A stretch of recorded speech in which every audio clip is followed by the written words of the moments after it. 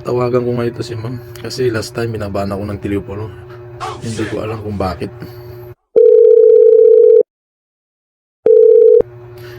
Hello ma'am, kumusta ka na? Okay lang po kuya. Bakit naman binabahan mo ako ng telepono ma'am? Anong nangyari? Galit ka ba sa akin? Hindi po. Hindi raw, pero bakit ganun? Bigla mo na lang binaba yung phone mo. May nasabi ba akong mali? Wala po. Bigla kasi sumama yung pakiramdam ko. Bakit naman ma'am? Anong nangyari? Bakit bigla na lang sumama pakiramdam mo? Dapat sinabi mo sa akin na may nararamdaman ka pala. Di sana binila kita ng gamot. Hindi na kailangan yun kuya. Nakakaya naman sa'yo. Bigla lang ako nung time na yun. Saan ka naman nabigla ma'am? Pwede bang malaman kung bakit? Wala na yun sa akin kuya. Nakamove on na ako. Sanay naman ako laging bigo. Maling akala lang kuya.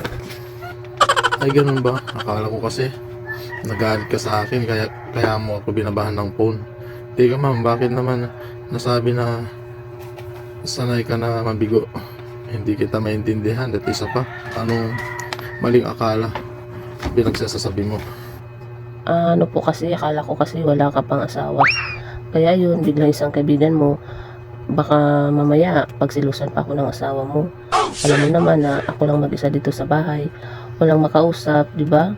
Sabi ko naman sa'yo, ikaw lang yung kaibigan ko na kahit telepono tayo nag-uusap, masaya na ako. Ganun ba? Sige ma'am, kung gusto mo makausap, tawagan mo lang ako, kaya ako na lang tatawag sa'yo kung okay lang sa'yo. Okay po kuya, salamat sa pagtawag ha.